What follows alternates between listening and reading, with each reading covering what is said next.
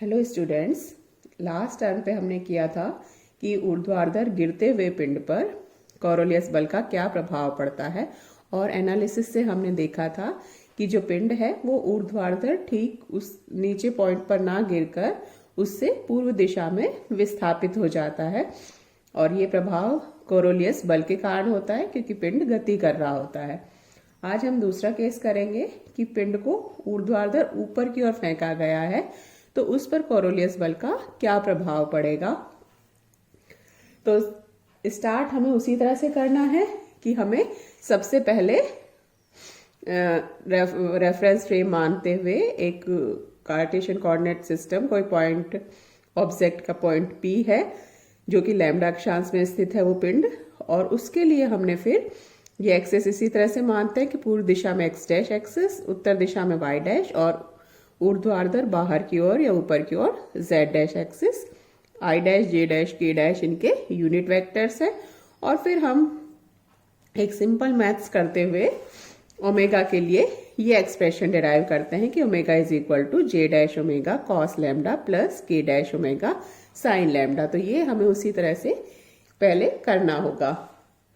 अब कोरोलियस बल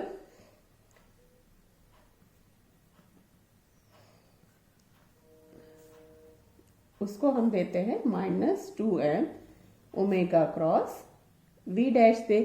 तो ओमेगा की वैल्यू हम निकाल लेंगे और वो आएगी j dash omega cos lambda plus k dash omega sine lambda.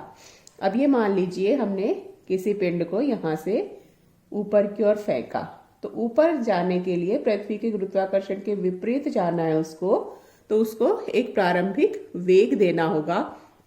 और जैसे जैसे ये ऊपर जाएगा वो ऊर्ध्वाधर वेग लगातार कम होता जाएगा और एक निश्चित ऊंचाई पर जाने के बाद वो 0 हो जाता है और उसके बाद पिंड वापस से नीचे की ओर गिरने लगेगा। तो ऊर्ध्वाधर ऊपर की ओर फेंके गए पिंड पर दोनों प्रकार की गति होंगी कि पहले वो ऊपर जाएगा, वहां उसका ऊर्ध्वाधर वेग एक ऊंचाई पर जाकर खत्म हो जाएगा, 0 हो जाएगा, उसके बाद वो फिर से नीचे की ओर गिरेगा। तो हम देखेंगे कि वापस नीचे आने पर कितना विस्थापन उसमें होता है या ठीक उसी स्थान पर वो गिरता है। तो ये मान लीजिए कि उसको प्रारंभ में इस बिंदु से फेंका गया A से और वो B बिंदु पर जाकर उसका ऊर्ध्वाधर वेग 0 हो जाता है और ये ऊंचाई h ऊंचाई है। तो ये मान लेते हैं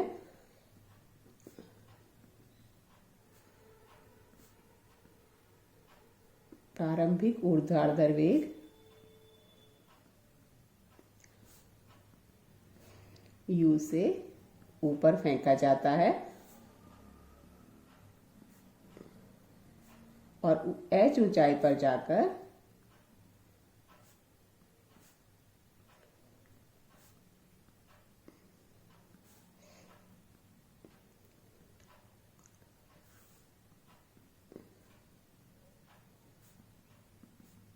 वो 0 हो जाता है।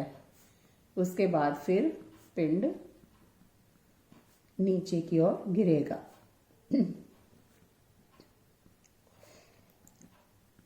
तो कितनी ऊंचाई तक जाएगा ये डिपेंड करेगा कि हमने उसको कितना ऊर्ध्वाधर वेग दिया था।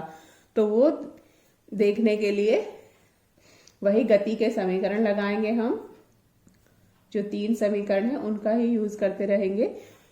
v इज इक्वल टू, यहाँ भी मैं वेक्टर साइन नहीं लगा रही हूँ, वो हम उससे देख लेंगे कि हमने u प्लस AT। तो v ऊर्ध्वाधर वेग है, फाइनल वेग जाकर क्या हो जाएगा 0 is equal to u plus, अब a की जगह आएगा -g और उस समय में लगा समय है मान लीजिए t1, यानी a से b तक जाने में उसको t1 समय लगता है। तो t1 is equal to u upon g। इसी तरह से दूसरे समीकरण से या तीसरा है वो v square is equal to u square plus 2as से वही v है वो final velocity 0, u square a की जगह वही -g और s की जगह h ऊंचाई तक गया है तो u का मान हो जाएगा √2gh। इसमें ये वैल्यू पुट कर देते हैं तो t1 हो गया, u की जगह √2gh रखेंगे, एक g उससे नीचे से कैंसिल हो जाएगा तो ये हमारे पास आ जाएगा 2h/g। इसी तरह से फिर पिंड वापस नीचे की ओर गिरेगा, तब भी वो कितनी दूरी तय करेगा, h दूरी ही तय करेगा। तो h ऊंचाई से गिरने पर पिंड द्वारा लिया गया समय, वो भी जैसे उसमें किया था हमने कि अब क्या होगा, उसका प्रारंभिक वेग है वो 0 हो जाएगा और फिर वो पिंड, तो s is equal to ut plus half at² से अब ऊर्ध्वाधर वेग जो था वो 0 है तो s इज इक्वल टू या h is equal to half g। अब हम इसको t2 कह रहे हैं तो t2², इसका मतलब t2 भी वही आएगा √2h/g।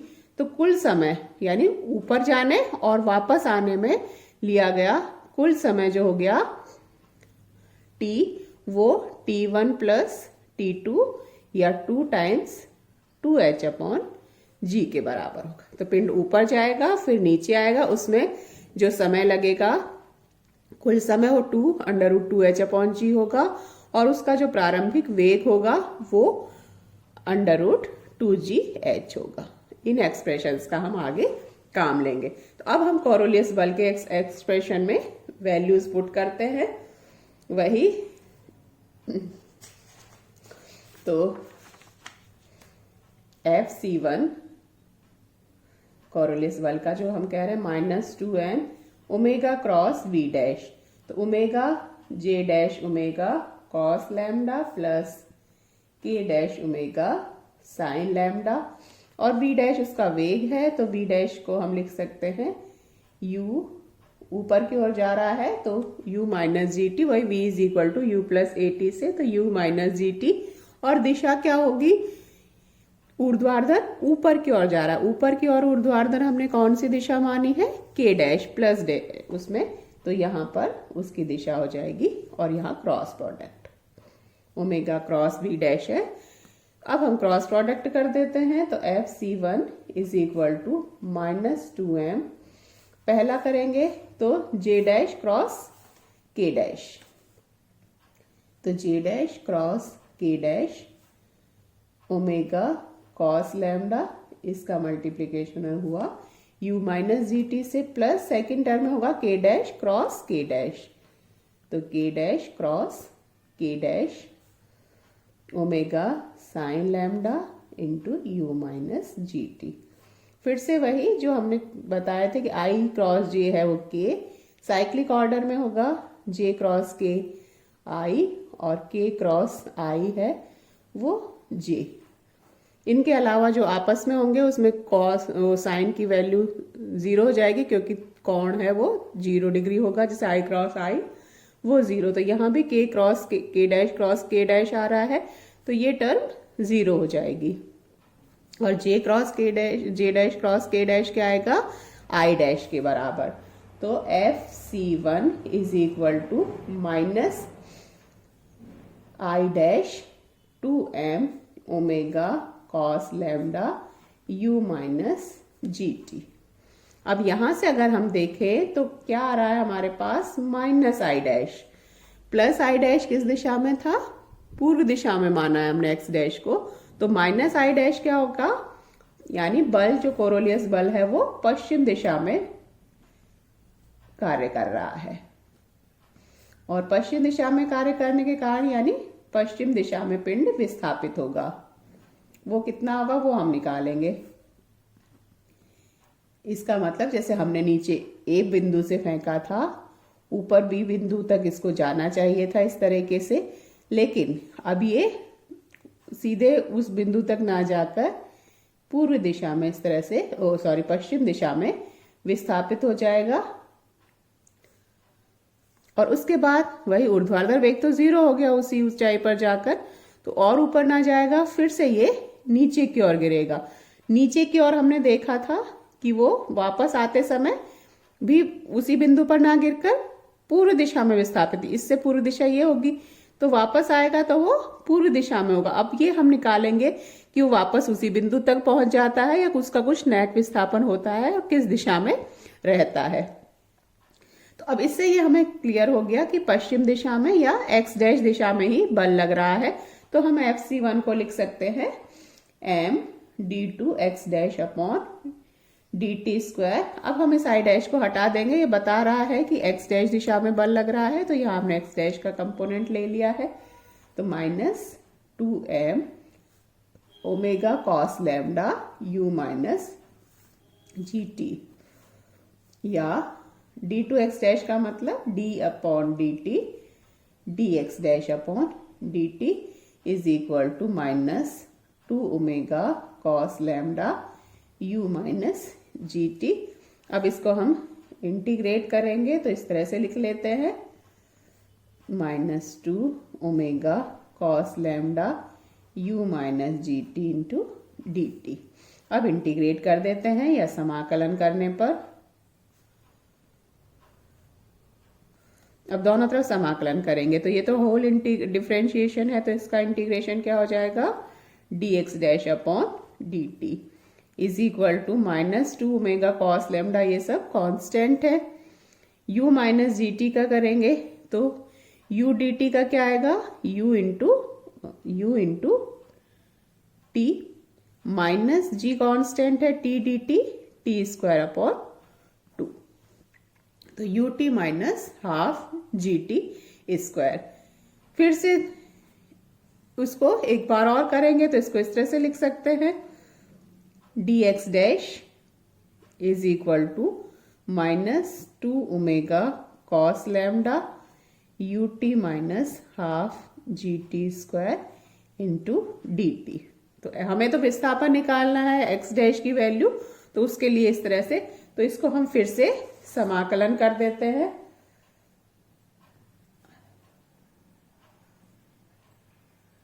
तो dx डैश का समाकलन हो जाएगा x dash is equal to -2 omega cos lambda as such constant ut minus half g t square dt। हमने यहाँ वो एक कांस्टेंट ऑफ इंटीग्रेशन और आएगा, तो उसको हम C1 कह लेते। तो वही होता dx डैश अपॉन dt क्या है, x डैश दिशा में वेग। तो प्रारंभ में t इज इक्वल टू 0 पर, चूंकि हमने तो जो वेग दिया था u वो ऊर्ध्वाधर वेग था, वर्टिकल डायरेक्शन में था, x डैश डायरेक्शन में बल नहीं था, वो वेग नहीं था, तो t इज इक्वल टू 0 पर dx डैश अपॉन dt है वो 0 है, इसलिए C1 भी 0 आएगा और हम इसको हटा देंगे।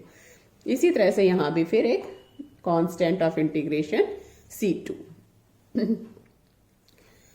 तो x dash is equal to -2 omega cos lambda integration u t का होगा t square upon 2 minus half g s h, t square का हो जाएगा t cube upon 3 plus C2।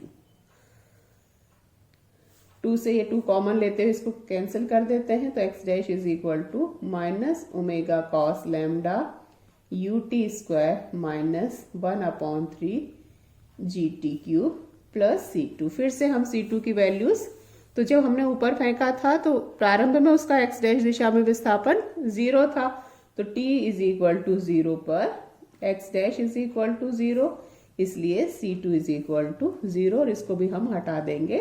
तो x dash is equal to minus omega cos lambda u t square minus 1 upon 3 g t cube. अब जब हमने पिंड को ऊपर फेंका फिर से वो नीचे की ओर आएगा, तो नेट विस्थापन कितना होगा कि उसको कुल समय कितना लगेगा जो हमने पहले निकाला था, ये कुल समय लगेगा और ये उसका प्रारंभिक वेग है। तो ये वैल्यूज हम इसमें पुट कर देंगे, तो पिंड द्वारा पिंड का पुनः नीचे आने पर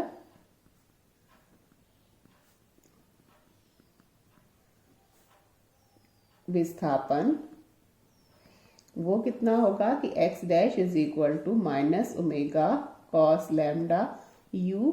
अब हम यहाँ t स्क्वायर कैपिटल में कर देते हैं, -1/3 GT³ अब ये वैल्यूज हम पुट कर देंगे कि u is equal to √2gh और t is equal to 2 times 2h/g। तो x dash is equal to minus omega cos lambda u की जगह √2gh, t स्क्वायर की जगह 2, तो 2 का 4 इंटू 2h/g -1/3 GT³, तो 2 का क्यूब होगा तो 8, तो 8/3 और 2h/g की पावर हो जाएगी 3/2। तो इसी तरह से x dash is equal to minus omega cos lambda, यहाँ भी हम इसी तरह की फॉर्म में रखने के लिए एक g से मल्टीप्लाई कर देते हैं और डिवाइड कर देते हैं, तो वो कैंसिल हो जाएगा। तो ये भी उसी तरह से आ जाएगा 4 2h/g की पावर 3/2 माइनस और इंटू जी, उस जी को हम बाहर ले लेंगे अभी, -8/3 2h/g 3/2 इंटू जी। ये जी एक यहाँ हम उसमें ये नेक्स्ट स्टेप में हमने इस तरह से किया है, तो ये एक जी से यहाँ ये हो जाएगा और ये भी 2h/g अंडर रूट में हो जाएगा, और इस जी को हमने कॉमन ले लिया है। तो सॉल्व करेंगे तो ये 12 माइनस 8 तो 4 बचेगा पॉजिटिव में, तो x dash is equal to minus इस 4 को हम बाहर ले लेते हैं, 4/3 omega cos lambda g 2h/g की पावर 3/2। तो ये हमारे पास नेट विस्थापन आया कि जो पिंड है वो इस तरह से ऊपर जाते हुए पश्चिम दिशा में विस्थापित होता है, फिर से वो नीचे गिरेगा और पूर्व दिशा में विस्थापित होगा, लेकिन जो नेट विस्थापन होगा वो पूरे उसी बिंदु तक ना जाकर एक नेट विस्थापन ये पश्चिम दिशा में रह जाता है। और ये किसके बराबर होगा? -4/3 ओमेगा कॉस लैम्डा जी इंटू 2h/g की पावर 3/2। इसको चाहो तो फिर से 2h/g लिखते हुए इसको 8/3 की उसमें भी कर सकते हैं, जैसे भी चाहे उसमें। फिर से डिपेंड कर रहा है कि जो पिंड है वो किस अक्षांश में स्थित है।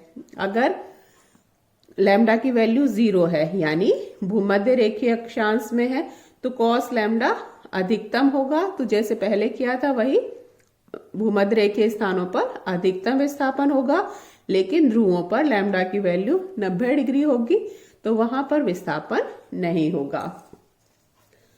तो लैम्डा पर निर्भरता है कि किस तरह से वो करेगा कि भूमध्य रेखीय स्थानों पर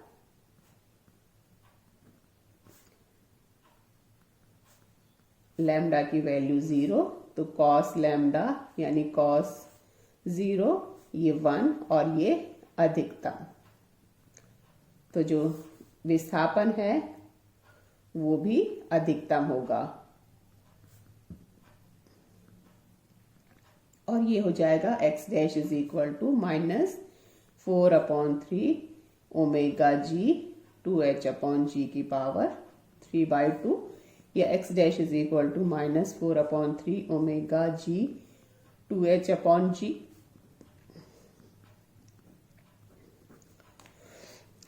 तो g से g कैंसिल कर सकते हैं, x dash is equal to -8/3 h omega √2h/g। ये मैक्सिमम होगा, और वही माइनस साइन क्या दिखा रहा है कि जो विस्थापन है वो पश्चिम दिशा में होगा। पॉजिटिव होता तो पूर्व दिशा में होता, तो नियत विस्थापन है जो फाइनल वो पश्चिम दिशा में होगा। और ध्रुवों पर